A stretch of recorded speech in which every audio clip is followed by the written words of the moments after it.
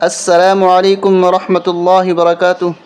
آج کا سبق انشاءاللہ ہم دو حا، دو غین اور دو کاف ایک جگہ کہاں کہاں استعمال ہوئے ہیں اور ان کو کس طرح پڑھا جائے گا تجوید کے ساتھ ہم سیکھیں گے اور آسان طریقے سے ہم سمجھنے کی کوشش کریں گے۔ آئیے شروع کرتے ہیں۔ شروع کرنے سے پہلے ہم درود شریف پڑھ لیتے ہیں۔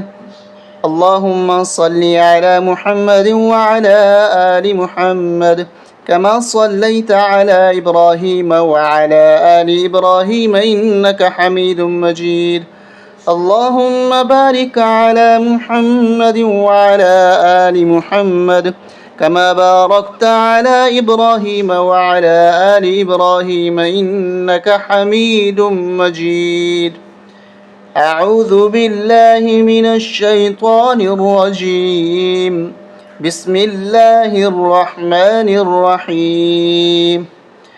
سب سے پہلے ہم آپ کو وہ مقامات، وہ جگہیں دکھا دیتے ہیں جہاں پر یہ دو لفظ اکٹھے، دو حرف اکٹھے استعمال ہوئے ہیں۔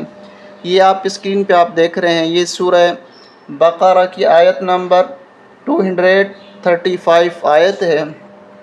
اس میں ایک ہا یہ ہے، اس کے ساتھ ہی دوسرا ہا اکٹھا، دونوں اکٹھے ہا جمع ہو گئے ہیں، ایک پہ زیر ہے اور دوسرے پہ زبر ہے۔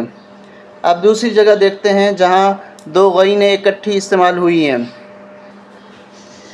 یہ دو غینیں اکٹھی استعمال ہوئی ہیں، اس میں بھی غین ہے، اس میں بھی غین ہے۔ یہاں اس غین پہ زیر ہے اور اس غین پہ زبر ہے۔ یہ دونوں اکٹھی کس طرح پڑھیں گے، اور پڑھنے میں تھوڑا سا مشکل ہوتا ہے کیونکہ زیر اور زبر دونوں کو اکٹھا اور پھر ایک ہی حرف ہوتا ہے۔ یہ آیت نمبر 85 سورہ بقرہ۔ اب اسی طریقے سے ہم دو کاف کو دیکھ لیتے ہیں جہاں دو کاف اکٹھے استعمال ہوئے ہیں۔ یہاں پر آپ دیکھ رہے ہیں کہ ایک کاف یہ ہے اور ایک کاف یہ ہے، ایک کاف پہ زبر ہے، دوسرے کاف پہ پیش ہے، اور دونوں ایک ہی لفظ میں دونوں حرف استعمال ہوئے ہیں۔ اب اس کو کس طرح پڑھنا ہوتا ہے؟ یہ سورہ مدثر ہے، آیت نمبر 42، پارہ نمبر 29، تبارک الذی۔ اب جتنے مقامات ہم آپ کو دکھا چکے ہیں ان کو بآسانی تجوید کے ساتھ سیکھنے کی کوشش کرتے ہیں۔ شروع کرتے ہیں۔ سورہ بقرہ آیت نمبر 235۔ اس میں یہ لفظ آپ دیکھ رہے ہیں کہ ایک ہا یہ ہے، ایک ہا یہ ہے۔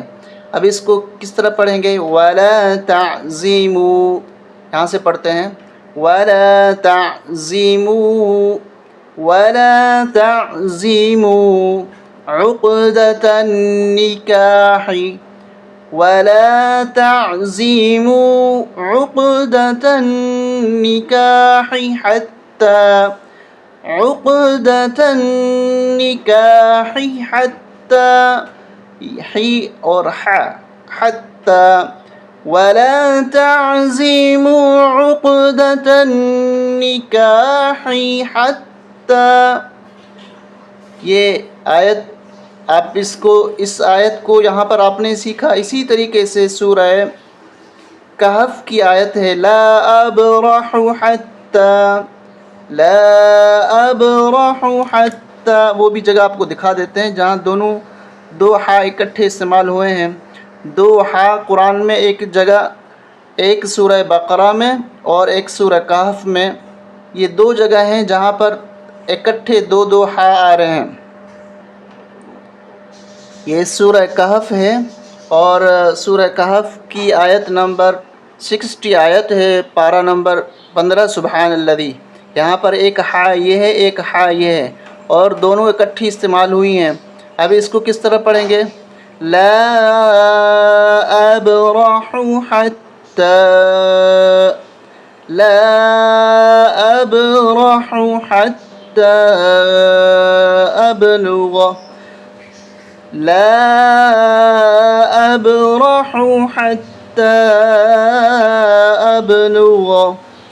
اب چلتے ہیں دو غینیں کہاں استعمال ہوئی ہیں، وہ جگہ تو آپ کو دکھا دی، اب اس کو ہم تجوید کے ساتھ سیکھتے ہیں۔ یہ دو غینیں آپ دیکھ رہے ہیں کہ یہ دونوں غینیں اکٹھی استعمال ہوئی ہیں، اکٹھی آ رہی ہیں۔ یہ سورہ بقرہ ہے، آیت نمبر 85 اور پارہ نمبر 3 تلک الرسل۔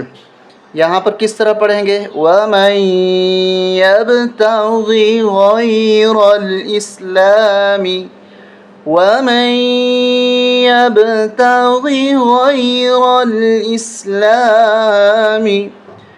اب وہ جگہ جہاں دو کاف استعمال ہوئے ہیں ان کو کس طرح تجوید کے ساتھ پڑھیں گے؟ سورہ مدثر پارہ نمبر 29 تبارک الذی، آیت نمبر 42۔ یہ آپ 42 آیت دیکھ رہے ہیں، یہاں پر کاف اور کاف دونوں ہیں، تو کس طرح پڑھیں گے؟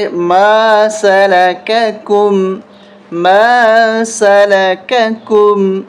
فی سقر، ما سلککم فی سقر۔ دو کاف قرآن میں دو جگہ استعمال ہوئے ہیں، ایک یہ سورہ مدثر ہے، ایک اور جگہ ہے وہاں پر بھی دو کاف استعمال ہوئے ہیں، اور دو غین ایک ہی جگہ استعمال ہوئی ہے سورہ بقرہ میں، وَمَن يَبْتَغِ غَيْرَ الْإِسْلَامِ، اور دو اکٹھے ہا دو جگہ استعمال ہوئے ہیں، ایک سورہ کہف میں اور ایک سورہ بقرہ میں۔ تو امید ہے کہ آپ یہ سارے ورڈ آسانی کے ساتھ سیکھ چکے ہوں گے اور ان کو اب پڑھنا آپ کے لیے آسان ہو چکا ہوگا۔ السلام علیکم ورحمۃ اللہ وبرکاتہ۔